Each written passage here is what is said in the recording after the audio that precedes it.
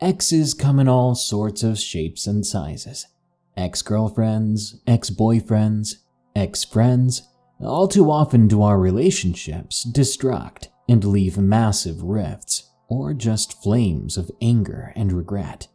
So today, thanks to Kumquat of Love's suggestion and recent breakup, I've got some psycho ex horror stories for you. Best of luck to you, Kumquat, and I hope you all enjoy these stories about creepy exes that went too far. If you have a scary experience of your own, share it with us at darkstories.org. Now, let's begin. My Stalker Ex Girlfriend. This is a story about my insane ex who stalked me. At the time of the story, I was 19 and had just graduated high school.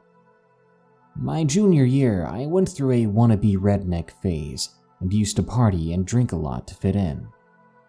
It was an embarrassing phase, but because of it, I met the girl I thought was my soulmate. I was so wrong, though. At the end of my junior year, my friend invited me to a massive field party. He himself would be throwing it.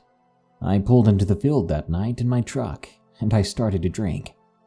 Before I knew it, I was 10 beers deep, and honestly, I forgot where I was. I remember thinking about how much I hated the music that was playing.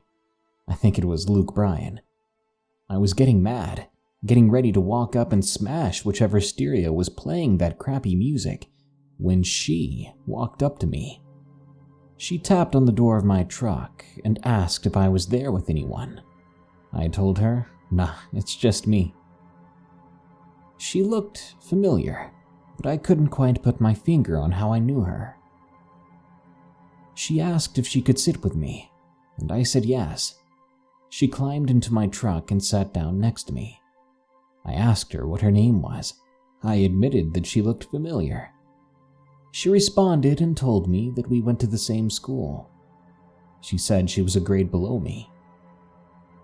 To shorten the story, I was drunk. She was drunk, things happened, and the next thing I knew, we were a couple. That next morning, I woke up in the cab of my truck and saw her just staring at me. I asked what happened, and she told me everything. We went on several dates after that. Things went well. Toward the end of the next summer, all of my friends had abandoned me then, and I became a sort of edgy outcast. I went from one phase to another. I mean, full-on wearing a trench coat every day kind of edgy. Aside from having fewer friends, nothing really changed. The first week of the next school year went by normally. One Friday night, I went to see my girlfriend. Her parents weren't home, but I was eager to see her. I knocked on her door, but I didn't receive an answer. I then noticed a bicycle along the side of her garage. I recognized it. It belonged to this creepy 30-something-year-old loser who sells weed. Immediately, I was worried. She had shown me where her parents kept the spare key. I was to use it in case of an emergency. And as I didn't trust that sketchy guy, I decided to use it. I walked in and immediately was hit with the smell of weed. I had a bad feeling right then. I already knew what I was going to see. She was sleeping with him in exchange for weed. I didn't even know she smoked weed. I ended up getting into a fight with the guy. After that, I told her never to speak to me again. After that dramatic incident, I thought the two of us were done. That's the way I wanted it. I didn't want anything to do with her anymore. Fast forward 2 weeks. I hadn't seen her around at school, and I hadn't received any texts or phone calls. I was sure it was as over as I thought. But as I couldn't get her off my mind as easily as I thought I could, I called up one of my closest friends and asked if he wanted to go for some target practice at his family's property. He obliged, so I grabbed my rifle and began to head over to his place. radio blaring as I drove through town. At one point, I looked into my rearview mirror, and I could see some headlights behind me. I thought, no big deal. I got about halfway there. I must have been out of town at that point for about 15 minutes when I decided to stop at a mom-and-pop gas station on the way there to grab a pack of cigarettes and a Monster. I walked into the gas station, got what I wanted, and walked out. I then noticed on the far end of the parking lot a blue Mustang, just like my ex's. I didn't pay much mind to it. There were plenty of blue Mustangs around here. I turned on my truck, but at that same moment the Mustang turned on as well. I pulled out of the parking lot, and that car followed me. It followed me until I pulled into my buddy's driveway, and as I drove down the long driveway, I saw it turn around and drive by 3 more times. I was getting worried at this point. I told my buddy about it. He said to me, "Well, we'll just keep an eye out for it." Honestly, I did feel a bit better because we had some rifles. We walked outside of his cabin and out to his homemade shooting range, complete with concrete retaining wall. I started letting loose with my rifle. Once I was running low on ammo, we both suddenly heard a vehicle coming down the driveway at a high speed. I asked if he invited anyone, and he shook his head. We assumed maybe it was his parents coming home, so we ignored it for a moment and kept on going. When we were ready to head back and things got quiet, I began to hear a familiar voice whispering to me, but it was a bit too distant to make out what it was saying. My buddy looked at me and said, "We should probably get back to the cabin now." I agreed. We grabbed the rifles and hiked to the cabin in his woods. We got back and powered on the generator on the back porch, and we began to settle in, when suddenly something smacked against the front door. We both jumped, looked at each other, and then went to investigate. My friend was closer to the door. When he looked outside before I did, he said without turning, "So, you might want to go hide upstairs or something." I chuckled and asked why. He then looked at me, dead in the eye with a serious face, and said, "I think your ex is outside, and she's got a knife." I thought he was kidding me, so I promptly responded with another chuckle. I told him, "Stop it, dude, don't bullcrap me." But he shook his head and said he was serious. Then we heard someone outside screaming. I opened the curtains to the front window, and sure enough, she was standing out there, holding a large kitchen knife. She was singing that same crappy Luke Bryan song from the night we met. I was angry and a little bit creeped out. I swung the door open and screamed at her to leave, and when I did, she charged right at me. My buddy yanked me back inside and slammed the door shut, locking it. I was in shock. I sat there on the floor. My friend said he'd call 911, but neither of us had our cell phones. Then I heard her outside screaming the lyrics to that song.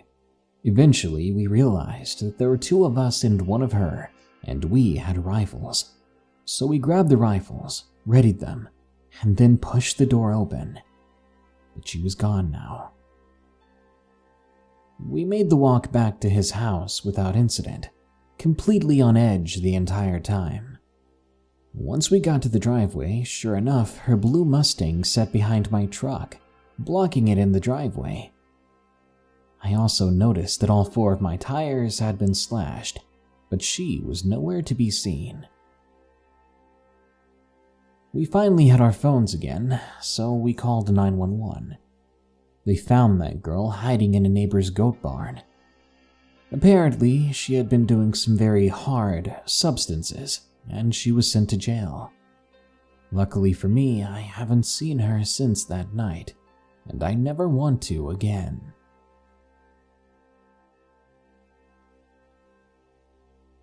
One crazy ex. I'm still young, but most of all my relationships have been abusive in some way. This is not the story of my worst relationship, but the story of my strangest. I was 16 years old, and I had a very pronounced figure for that age, which got me a lot of unwanted attention from my male peers. I was tired of it, honestly, tired of teen boys, so I decided if I were going to have a boyfriend, it would be with someone older than me. I met a boy from my school who was tall and attractive, quiet but not to the point he seemed creepy. He was 2 years older than me, mature, funny, someone who seemed to be a wonderful guy. He was good friends with my neighbor who was a party girl. They were very much into substances, but I didn't know that at the time. I saw him all the time since he was always a house over, as he frequently visited a neighbor of mine named Lily. I often went on walks around town with Lily, and the boy in question, who I'll call Guy for this story, would come along with us. Guy was very different from how he acted in school. He was loud and perverted and drank a lot in person. I was his friend for maybe 5 months. During this time, I had a huge crush on him. He always called me pretty, and said how I was so different from other girls. And despite the attention I got back then, I was insecure, and I fell for those compliments. We eventually kissed, and that's where everything became more real. We were an item, and he was very public about it. For the first 2 months, it was great. He took me out on dates, bought me gifts, showered me with affection, and constantly told me how I was his forever, how much he loved me. Honestly, I was struck. It was the first time I'd been treated this way by another person, and I fell hard. Soon summer came about, and Guy began to show his true colors. It was our 4-month anniversary, you could say.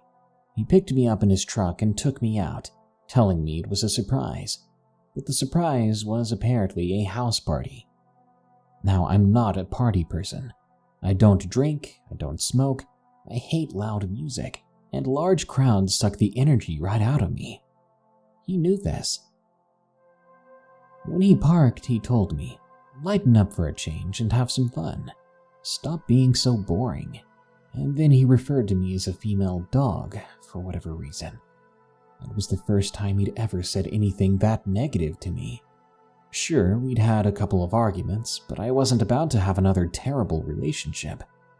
Then again, I was really into him, so even though I was hurt, I brushed it off and walked into the first party I've ever been to. To sum up the entire event, I was having a terrible time. Random guys kept hitting on me and touching me, and I just wanted to go home. But the only way for that to happen was to find Guy. I asked around, and a few people said he was upstairs. I walked upstairs, calling out for Guy, but I wasn't the only one calling out his name. My neighbor was as well. Though she wasn't trying to find him, she was doing it with him. I just stared on, had no idea what to say. Guy ran after me, but instead of trying to come up with an excuse or apologize, he kept down-talking me, blaming me, telling me that because I wasn't doing things like that with him, it was my fault, and he had to find someone that would. I left him on the spot. I was crying when I called a good friend of mine who drove me home. The next morning, he kept calling me and texting me trying to apologize. He drove to my house, where I kindly handed him back the gifts he had bought me, and that made him mad. He threw everything down and called me many profanities and stormed off. I heard from him for about 5 weeks when the news came around that Lily was pregnant with none other than Guy's baby. So Guy moved in with Lily. Good for him, but that meant that for the next 7 months he harassed me as he lived so close to me. On one occasion he broke in through my window. I'm not sure if he was trying to find me, but I wasn't there at the time. Instead of finding me, he stole some things of mine. He even attacked my brother and they got into a fight. He tried to steal my dog. He tried to manipulate my friends and get them to turn against me. He threw alcohol bottles all over my lawn. We'd had enough and called the cops on him. I'll never forget the day he came out in handcuffs. The whole time I was dating him, and the 7 months he was there, he was apparently selling different substances. When he was caught, he was sentenced to 10 years. 2 weeks later, Lily had the baby. But I know it wasn't Guy's, because Guy had a different shade of skin entirely.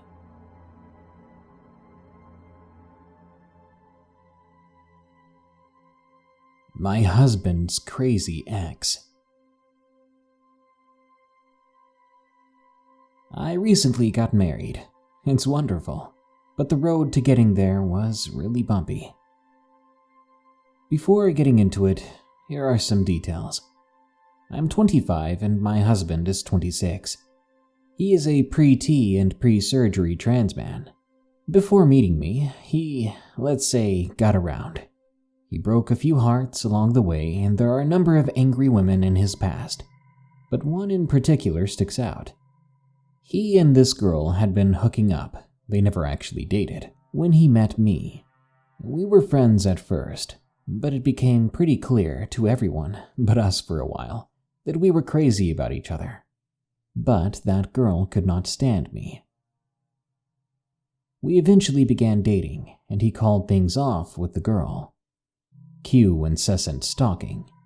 She called him 30 times a day, as well as emails and texts, messages saying she needed him and all that. So I was at his place one weekend, when his cell phone starts ringing off the hook. It's her. I was tired and hungover at the time, so I groggily switch his phone off. He tells me she'll come to the house if she can't get through on the phone. So I shrug it off and go back to sleep, thinking my would-be husband is more trouble than he's worth. Not 20 minutes later, his dog starts going bananas. Someone's in the front yard, and you guessed it, it was her. She starts banging on the front door and screaming. He turns his phone on, only to be met with even more frantic phone calls from her. He yells from inside to her, saying that he's going to call the cops if she doesn't leave. But she is going on and on about something. I swear she said something along the lines of, "We're gonna go have brunch together, go get some drinks, talk about how we're going to work this out." And then she starts talking about where I'm going to sleep tonight, because it's going to be her and him in our bed, instead of us. The two of us are dumbfounded by this. He tells her again to get lost. He ignores her calls to call the cops. At this point, she's banging on the bedroom window. This was weird, because he had moved his bedroom from one room to another, and she hadn't been inside the house since then. So how did she know that was our room now? You also have to climb through ramble bushes to reach the window. Eventually, a police car pulls up the driveway, and she takes off. A few months go by, and my boyfriend and I are getting serious about one another. In general, we're really happy. Her stalking is still going on, but we kind of just brush it off at this point. She doesn't come to the house anymore, just calls and emails. An example of which read, "Please can we talk? You can share him with me if you like. I'll just be a side thing. No one has to know." This girl was genuinely unstable. One weekend I was home, about 2 hours from my boyfriend's place, and he calls me saying there's been a break-in. Nothing was stolen, the person was gone, but they had cut themselves on the window and gotten blood everywhere. I was horrified, but he was calm about it. The police came and took statements, and that was pretty much the end of it. Until 2 weeks later, there's another broken window. This time, my boyfriend's dog jumped out the broken window to chase off the person, and she hurt her paw. My boyfriend lived in a not-so-great area, but he's close to his neighbors, and he has a massive, scary-looking pit bull mix who'll bark at passing cars and people, never mind someone trying to break in. Neither of us could imagine seeing that dog and hearing that bark and still wanting to go into the house, unless you know the dog. She's a big softie if you get to know her, and wouldn't hurt a fly. This is how the two of us were convinced it was her, because had a stranger broken in, there would have been more blood. At this point, she began stalking me, popping up on all my social media. I was getting calls at all hours of the night, only to hear giggling or breathing, and then the other person would hang up. I get friend requests on Facebook from her friends saying, "Hey, she and I aren't friends anymore and I wanted to get to know you since your boyfriend is such a good friend to us." But I didn't believe those comments for a second. My boyfriend received the same requests and messages from her so-called friends. It was funny at first, but it was beginning to take its toll on us. I didn't feel he was doing enough to stop this. He thought I was overreacting, so we argued about it often. Then one weekend, I was with my boyfriend for the first time in a while since work had kept us both pretty tied up. We were at his place and decided to have some us time, if you catch my drift. He walked off to get a certain toy from our drawer. He came back to the couch looking like he'd seen a ghost. When I asked what was wrong, he held up a pocket Bible and a post-it note. The Bible was not ours, and the note read, "Make good choices." This was confusing and creepy as hell. He said it was in his drawer where he kept 2 toys, one of which he personally bought just for me, but that one was missing. I know it sounds funny, but I was mortified. How had she gotten in? Was it actually her who did the break-ins? How did she know which one he and I used exclusively? Again, with the bedroom being moved. He immediately threatened her with a restraining order, but we felt as if we couldn't prove a darned thing without sounding crazy. She went quiet from there. Later on, the two of us got married and moved on with our lives, though from time to time she still sends him pleading emails every few weeks. But nothing else scary has happened. But if I ever see her in person, I'll try my best to get a message across that she needs to leave us alone.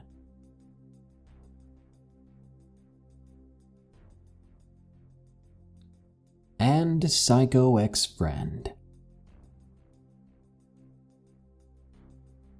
Before I explain my story, I should let you know how I was put in such an interesting position. I was in the 6th grade. For years I had been bullied by my siblings, and my eldest sibling moved away. Being the middle child, I was cast aside. My youngest sibling was sickly and accident-prone. So being a well-behaved, good health, and does well in school kid, I wasn't my parents' biggest concern. I'm still not.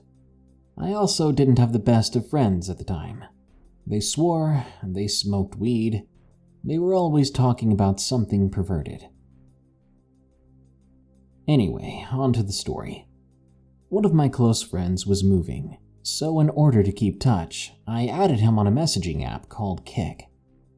I've got a lot of weird stories about that app, but that's for another time.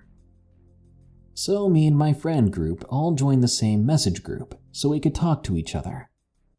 This was going well until 7th grade.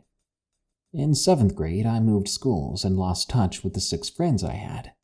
I fell deeper into a depression.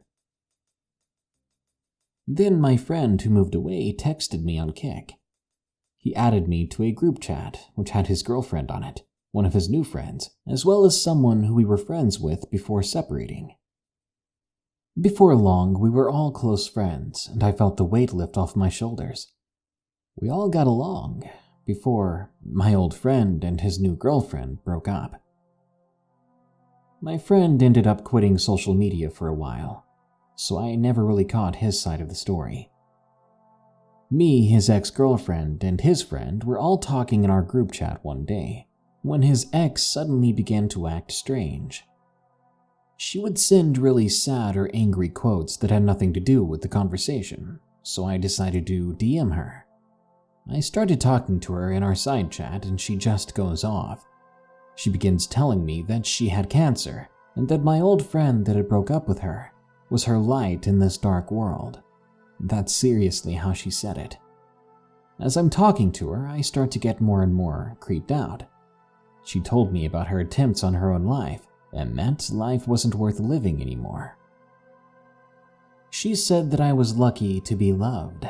She told me that she would find out where I lived somehow, so she could prove to me what real love meant.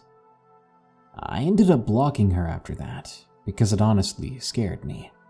And my fear was reaffirmed when she began to stalk me.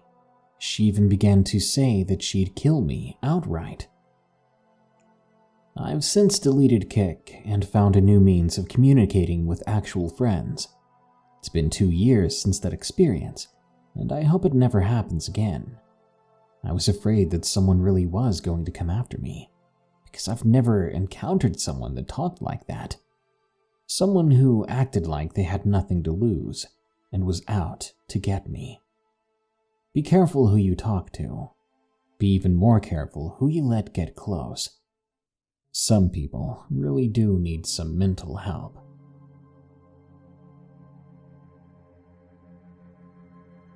Friends are important in your life, so keep them close. But even when you think you know someone, they could just turn out to be a psycho. So keep them close at your own risk. You never know who's normal and who's ready for some human nuggets. Good night. Why do I feel hungry all of a sudden? I hope you enjoyed today's episode of Darkness Prevails. Be sure to like, share, comment, and subscribe. And send us your story at darkstories.org. If you want to support the show, check the links in the description. There's a link to my merch store where you can buy some Darkness Prevails themed merchandise. And there's a link to my Patreon where you can support the show and help us stay afloat. Now, as usual, here are my 5 favorite early comments from the previous episode about 5 random horror stories. Very Rare says, "Hey, just got off work and getting on a train. Thanks. Hope you enjoyed. Also, now I'm super jelly because I haven't been on a train in years." David Anthony says, "Turn your lights off and let darkness prevail." Well, look at you people making way better slogans than I can come up with. The Forlorn Bat says, "I'm going to be going into the woods soon. If I die, I'll submit my story to you." Oh, that's so sweet, Forlorn Bat. If a dead person sends me a story, I wonder what their IP address would be. Well, guess I'll find out soon. Catty Vengeance says, "Any holiday stories planned?" Maybe for Christmas. I don't know about Thanksgiving, because my Thanksgiving plans always get in the way of my uploads this time of year. It's frustrating, but I'm sure you guys know how it goes. And Schmull Bean says, "I'm shook. Am I early enough for a shoutout? I always try, but these notifications come to me an hour after it uploads. Love you, Darkness." Yeah, I'll give you one, Schmull Bean, because your name's cute and your profile pic is cute. Well, be grateful that you actually got a notification. Because, like me, a lot of people don't get notifications for many of their subscribed channels. That's frustrating. I mean, it's called subscribe for a reason. Right, YouTube? Are you there? Well, that brings us to the end of this Darkness Prevails episode. But don't you worry, because more scary stories are on the way soon. So stay tuned. Until next time, here are the credits to my amazing patrons who continue to donate. They're awesome people. Remember, stay safe out there and stay creepy, because this world is a strange one.